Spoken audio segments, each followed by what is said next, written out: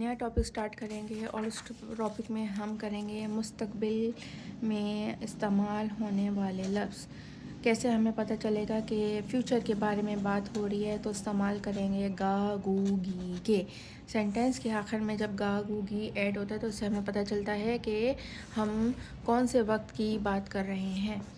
ये लफ्ज़ मुस्तकबिल आने वाले वक्त को ज़ाहिर करते हैं, जैसे कि गा मुज़क्कर के लिए इस्तेमाल होगा, गी मोनिस के लिए इस्तेमाल होगा और गे जमा के लिए। मैं कल स्कूल जाऊंगा। गा से हमें पता चल रहा है कि ये लड़के के बारे में बात हो रही है। फ़ातिमा पढ़ेगी, फ़ातिमा लड़की है लिहाजा गी का इस्तेमाल किया है, ठीक है। हम सब खेलेंगे।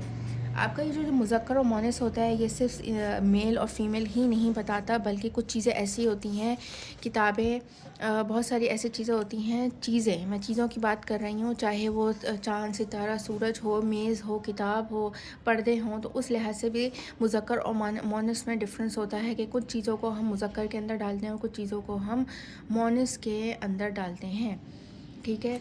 तो उस लिहाज से भी गागू गी भी इस्तेमाल होता है।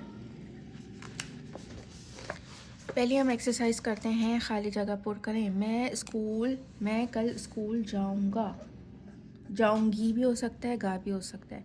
फातिमा खाना पकाएगी।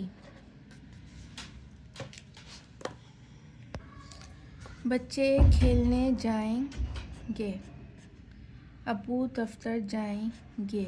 अब्बू एक ही हैं, लेकिन गे का इस्तेमाल हम क्यों कर रहे हैं? क्योंकि वो आपसे बड़े हैं, ठीक है। बिलाल पानी पिएगा। अम्मी बाज़ार जाएंगी। गी नहीं होगा, गी होंगे, क्योंकि जाए उन्होंने और पहले ही कर लिया, वरना हम लिखेंगे जाएगी, तो ये गलत हो जाएगा, ठीक है। जाएं पहले लिखा हुआ है। हम खुश होंगे। मैं पढ़ाई करूँगा। वो किताब लाएगा। हम खेलेंगे।